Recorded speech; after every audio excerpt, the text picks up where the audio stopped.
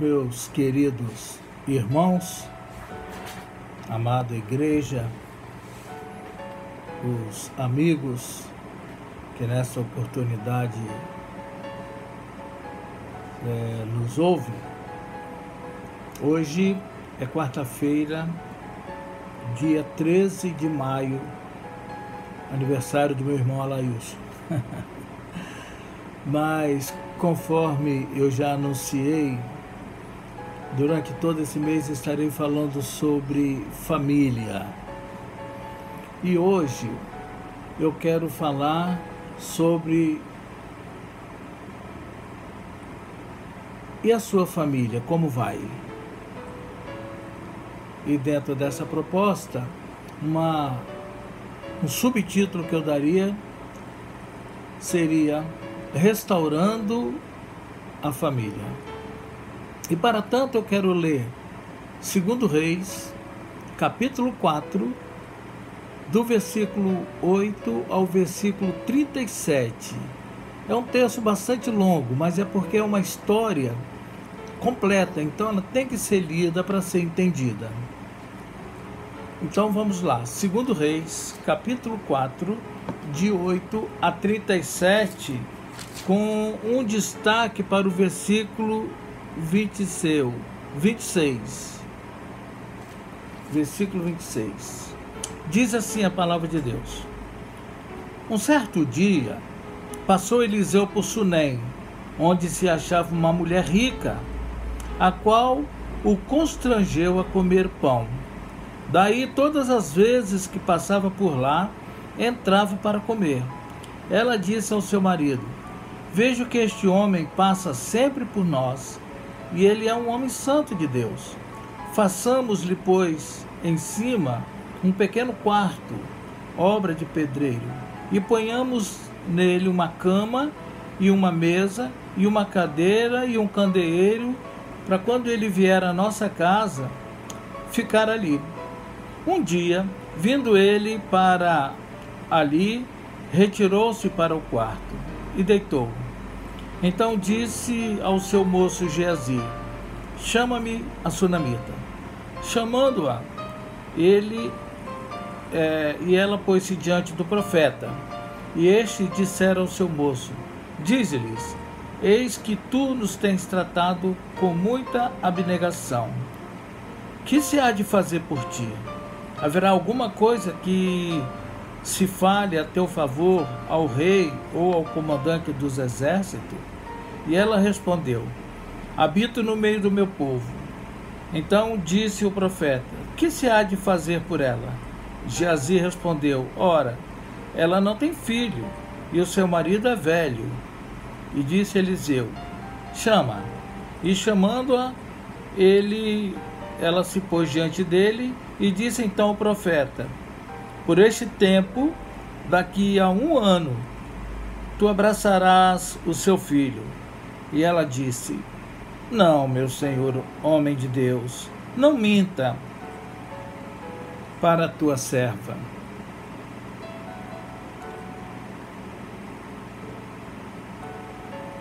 E concebeu aquela mulher. E ela deu à luz a um filho, no tempo determinado. E quando este fez 1 ano, segundo Eliseu dissera, tendo crescido o menino, saiu certo dia a ter com seu pai, que estava com os segadores, e disse a seu pai: Ai, minha cabeça, ai, minha cabeça. Então o pai disse ao seu moço: Leva-o depressa a sua mãe. E ele o tomou e levou a sua mãe, sobre cujo joelho ficou sentado até o meio-dia, e morreu. Subiu ela e o deitou sobre a cama do homem de Deus, e fechou a porta e saiu. E chamou o seu marido e disse: Manda-me um dos moços e uma jumenta, para que eu corra ao homem de Deus e volte. Perguntou ele: Por que vais a ele hoje? Não é dia de festa da lua nova, e nem é sábado. E ela disse: Não faz mal. Então fez ela albardar a jumenta, e disse ao moço: Guia, anda. e não te detenhas no caminho, senão quando eu te disser. Partiu ela, pois, e foi ter com o homem de Deus no Monte Carmelo. Vendo-a de longe, o homem de Deus disse a Geazi, seu moço: eis aí a sunamita. Corre ao seu encontro e dize-lhes: vai tudo bem contigo? Vai tudo bem com teu marido? Vai tudo bem com o menino?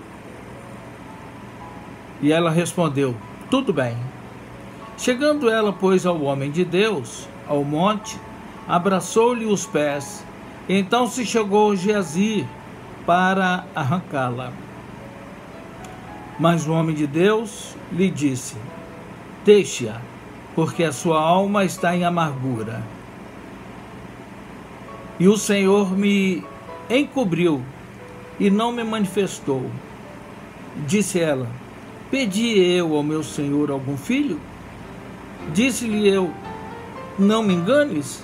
E disse o profeta a Geazi: cinge os teus lombos, toma o meu bordão contigo e vai. Ao encontrares, ninguém saudeis pelo caminho, e se alguém te saudar, não lhe respondas. Põe o meu bordão sobre o rosto do menino. Porém disse a mãe do menino: tão certo como vive o Senhor e vive a tua alma, não te deixarei. Então ele se levantou e a seguiu. Geazi passou adiante deles e pôs o bordão sobre o rosto do menino, porém não houve nele voz e nenhum sinal de vida. Então voltou a encontrar-se com Eliseu e deu o aviso e disse: o menino não despertou. Tendo o profeta chegado à casa, eis que o menino estava morto sobre a cama. Então entrou, fechou a porta sobre ambos e orou ao Senhor.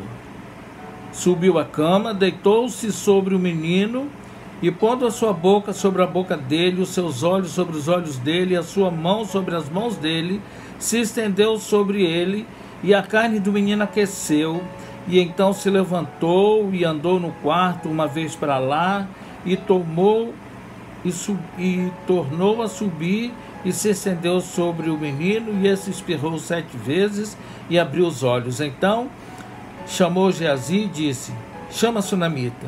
E ele a chamou, e apresentando-se a ela, o profeta lhe disse: toma o teu filho. E ela entrou, lançou-se aos pés dele e prostrou-se em terra, tomou seu filho e saiu. Amém. Texto maravilhoso. Todos nós temos uma família, isso eu já disse. E todos nós temos o sonho de ter uma família feliz, ainda que não perfeita, mas pelo menos feliz. Mas ao longo dos anos, muitas coisas podem surgir para matar os nossos sonhos. Ao mesmo tempo em que a família pode representar um lugar de alegria, ela também pode representar um lugar de ausência de comunicação, um lugar de tristeza, um lugar de conflito mal resolvido, um lugar de crítica, um lugar de dor, um lugar de feridas abertas, enfim. Pode ser um lugar de alegria ou pode ser um lugar de tristeza. E aí passa a ser um problema. Eu tinha um colega na Vale do Rio Doce que ele fazia hora extra todos os dias, durante um bom período. E eu disse para ele: você deve estar precisando muito de dinheiro, né? Porque todo dia você fica depois da hora. Ele falou: não, eu não estou precisando de dinheiro, eu fico depois da hora para não ter que chegar em casa, porque a minha casa é uma agonia, a minha casa não me traz alegria, minha mulher não me traz alegria, meus filhos não me dão alegria, então eu faço tudo para ficar fora de casa e fico triste quando chega sábado e domingo que eu não tenha que trabalhar. Esse é o resultado de uma família onde não há alegria. Por isso é tão importante que todas as pessoas olhem com cuidado, com amor para a família e busquem formas de transformá-la em um lugar que dê alegria, em um lugar de se estar bem. O texto que acabamos de ler nos relata a história de 2 encontros de uma família com o profeta Eliseu. No primeiro encontro, essa família se revela acolhedora, abençoadora, porém ela era incompleta. Faltava ao casal um filho. Era este o sonho da família, do casal, ter um filho. O marido, para que na velhice tivesse um ajudante, né, e um herdeiro para quem deixar sua herança, e a mulher para se realizar como esposa. O profeta então intercede por aquela família. E este filho então vem completar a alegria daquela casa. Tudo caminhava bem até que surge uma circunstância inesperada. O filho da sunamita adoece e morre. Tudo tão repentino que a mesma só conseguiu reagir ao fato de forma impulsiva e emocional. Diz o texto que ela deixou seu filho morto e sem contar nada para ninguém, nem se preocupar com os preparativos para o funeral, foi ao encontro do homem de Deus, provavelmente porque acreditava que se alguém pudesse fazer alguma coisa por ela, este alguém seria o Senhor, o Deus a quem Eliseu servia. Este acontecimento possibilitou alguns encontros dessa mulher com o profeta Eliseu. Ao aproximar-se do local onde ele estava, a sunamita foi recebida pelo moço dele, o ajudante dele, chamado Geazi, que quis saber o que estava acontecendo. Sem desprezá-lo, a mulher evita de tocar no assunto com ele e persiste na sua busca de encontrar-se com o homem de Deus. Da mesma maneira, ela poderia se contentar com a morte do filho, mas insistiu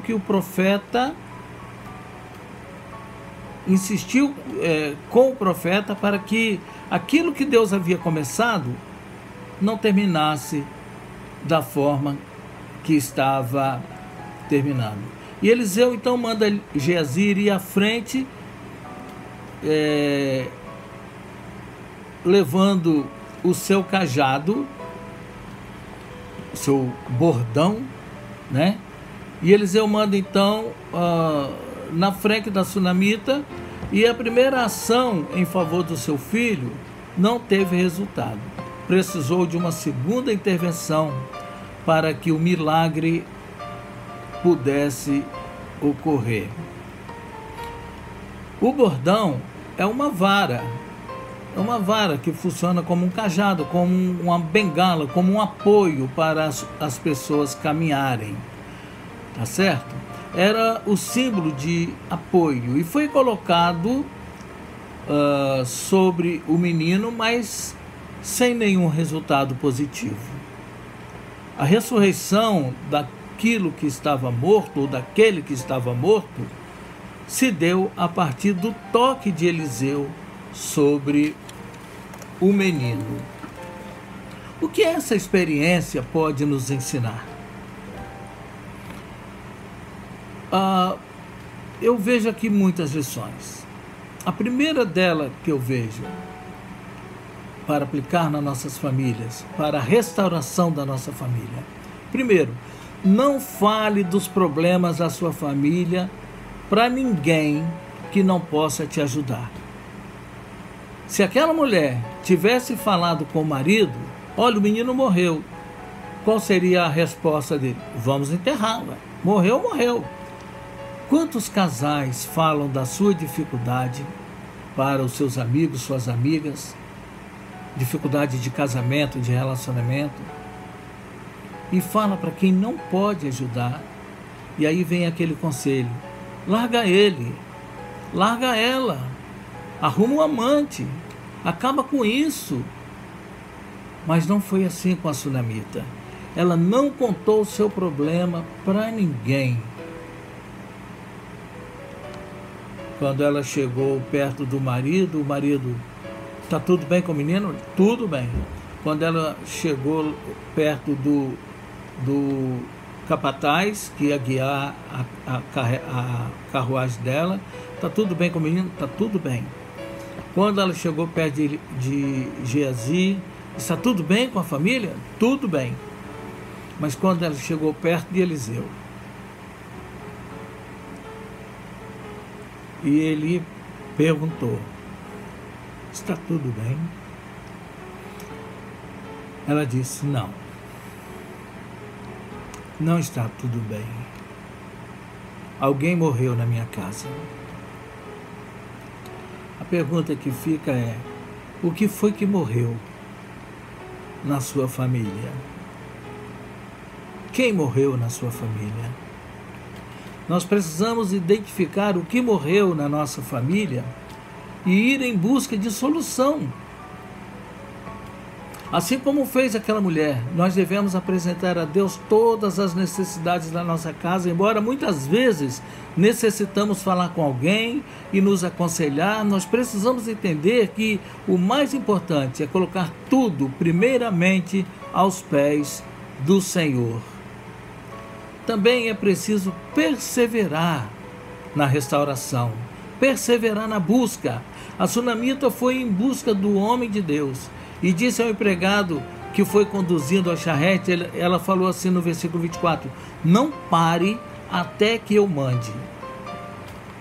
Perseverou para falar com ele. Em nossas buscas pela restauração da nossa família, muitos obstáculos podem surgir com o propósito de nos desanimar, de nos fazer desistir, de fazer parar. No entanto, nós devemos perseverar na nossa busca, no nosso alvo. Precisamos ter definido o nosso alvo, crendo que aquele que começou em nós a sua obra também há de completá-la. Filipenses 1:6. Uma outra lição: nem sempre a nossa busca terá resposta imediata. Deus tem o tempo dele. Lá em Eclesiastes capítulo 3, versículo 1, nos diz que para todas as coisas há um tempo determinado sobre a face da terra. Diz que há tempo de nascer, tempo de morrer, tempo de plantar, tempo de colher, tempo de ajuntar, tempo de espalhar, enfim. E exatamente por isto, as coisas não acontecem no nosso tempo. Acontece no tempo de Deus. Nós só temos que persistir. Por isso não podemos desistir, mas confiar em Deus, descansar nele, descansar o nosso coração no Senhor, pois com certeza o Senhor deseja o melhor para a nossa família. O profeta Jeremias diz assim: eu bem sei o pensamento que eu penso de vós, é pensamento de paz e não de guerra. Este é o desejo de Deus. O processo de restauração na família se dá a partir da oração e da proximidade nossa com aquilo ou aquele que já morreu. Veja bem, o que foi que deu vida ao filho morto da sunamita? Foi a presença, foi o toque de Eliseu. Mas uma coisa que não podemos esquecer: a Bíblia nos diz que antes de Eliseu tocar aquele corpo morto, ele fechou a porta e orou. Isso nos ensina a importância de termos a nossa fé firmada no Senhor e não nos apoiar na fé dos outros. Necessitamos sim da intercessão, precisamos desenvolver a nossa fé e por meio dela esperarmos em Deus. Nós devemos orar muito, mas a presença junto à nossa família é muito importante. Precisamos estar juntos, olhar sincero, compartilhar o amor, o perdão, a aceitação, são gestos que possibilitarão a renovação da nossa família. Uma outra lição: é preciso ter controle emocional. Nossa família são muitas vezes bombardeadas por acontecimentos, ora inesperados e carregados de alegria, ora carregados de dor, de inquietude, de medo. Por isso é preciso manter-se diante dela o controle emocional. Como ter este controle emocional? Primeiramente, é preciso sentir-se como parte responsável daquilo que morreu na sua casa, na sua família, para garantir a restauração. Cultive um momento semanal antes que aconteça a destruição, a morte, a tristeza. Cultive um momento semanal ou mensal para que em família realize alguma atividade que fortaleça os laços familiares. Tenha uma vida devocional em família. A oração e a leitura da Bíblia nos prepara para inesperadas situações. E Deus sabe, Deus conhece quando e como essas situações virão. Então precisamos investir nesse caminho. E aí nós vamos alcançar a maturidade enquanto família, e as dificuldades se tornarão um instrumento de renovação da nossa fé. Mas sobretudo, acima de tudo, o que pode salvar a sua família e a minha é o calor humano para ressuscitar o morto. O bordão de Eliseu não funcionou. Por quê? Por que ele não funcionou? Imagine vocês se aquele bordão ressuscitasse aquela criança. Imagine a idolatria que ia acontecer. Quanta gente iria correr atrás do bordão de Eliseu, queria passar o bordão de Eliseu no seu corpo, no corpo do morto, no corpo do doente. Imagine. E Deus não quer ninguém preso a coisas, a objetos. A sua fé não tem que estar no bordão, não tem que estar no talismã, não tem que estar no amuleto. A sua fé tem que estar no Senhor.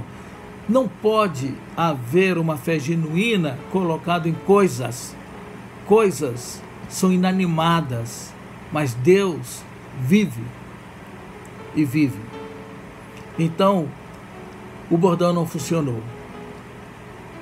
Porque para ressuscitar sonhos é preciso intercessão, é preciso súplica, é preciso calor humano. Não ressuscitamos o amor da esposa dando a ela uma coisa, uma joia, um colar, uma roupa cara, um anel de brilhante. Não. E não pense você, esposa, que porque você fez o almoço gostoso para o seu marido, vai ressuscitar o amor dele por você. Ou que ele deveria te amar porque você lava as roupas dele. Não, não, não. Eliseu precisou fazer duas coisas. Primeiro, ele precisou orar. E orar de portas fechadas, só ele e Deus. Jesus diz: quando você for orar, entra no seu quarto, fecha as portas e em silêncio fale com o teu Pai que está no céu, porque Ele ouvirá. A Bíblia diz que quando Eliseu precisou fazer duas coisas. Primeiro foi orar. Segundo, ele foi ter contato com o morto. Precisou ter contato com aquele que havia morrido. A pergunta é: quem morreu na sua família? Ou o que morreu na sua família? Seu marido? Quando eu estava falando sobre o perdão, eu disse que quando nós não perdoamos, aquela pessoa que nós não perdoamos morre para nós e nós a sepultamos dentro do nosso peito, do nosso coração. E às vezes a pessoa está até viva no mundo, mas para nós ela está morta. Quem morreu na sua família? Seu marido, seu filho, sua esposa, o amor, o respeito. Eliseu, após a oração, ele vai e transmite calor para aquele que havia morrido, através do contato direto. Isso é uma simbologia de que não podemos abandonar aqueles que estão mortos espiritualmente, necessitando da nossa ajuda. Segundo lugar, Eliseu subiu à cama e deitou-se sobre o menino, e a carne do menino aqueceu, e o menino abriu os olhos. A fé da sunamita foi honrada. O sonho de Deus não morre. O sonho que Deus tem para você não morre, a menos que você queira. Temos que ter fé. A sunamita humildemente agradece, entra para a história de Israel como uma mulher sábia de fé. De fé. Para concluir, eu quero te perguntar: e a sua família, como vai? Eu sei que há muita gente cujo sonho é ter uma família feliz. Sonho de uma família feliz. Mas muitas vezes a família está morrendo. Casais que sofreram tantas perdas no casamento que não sabem como resgatar a família. Talvez o seu sonho esteja esquecido no passado. Talvez você já nem se lembre mais o que é poder sonhar. Quem sabe o seu sonho é ver aquela pessoa amada entrar de novo na sua casa, ou ver a sua família transformada, ressuscitada espiritualmente. Quem sabe seu sonho seja ver o seu filho liberto das drogas, dos vícios, da prostituição, do pecado, mas você precisa tomar uma decisão hoje. Veja a sunamita. Decidiu firmemente que não aceitaria a morte da promessa de Deus na sua vida. E ela então partiu num longo caminho até o profeta, o homem de Deus, o representante legal de Deus. Não instituído por homens, mas instituído pelo próprio Deus. O caminho da restauração é longo e difícil. O primeiro passo da sunamita foi a transformação dela mesma. Resolveu confiar em Deus e se dedicar ao amor quando ainda não tinha perspectiva de ter um filho. Jesus sempre alertou seus discípulos de que a maior arma que vence o mundo é o amor. O apóstolo Paulo também enfatiza isto em 1 Coríntios capítulo 13. Decida amar. Renuncie o ódio, renuncie a violência, renuncie a sua razão, renuncie às discussões, renuncie aos desentendimentos e tenha atitude de amor. Perdoe, abraça, abraça o seu filho enquanto ele está aqui. Abrace os seus pais enquanto eles estão aqui. Tem uma música que diz: porque a vida é um trem-bala e nós somos passageiros prestes a partir. Transmita o calor humano, transmita vida àqueles ou àquilo que morreu na sua família. E sobretudo ore, confie no Senhor e Ele certamente renovará as suas forças e a sua esperança. Amém? Amém. Graças a Deus. Deus abençoe a sua vida e Deus abençoe a sua família. Amém.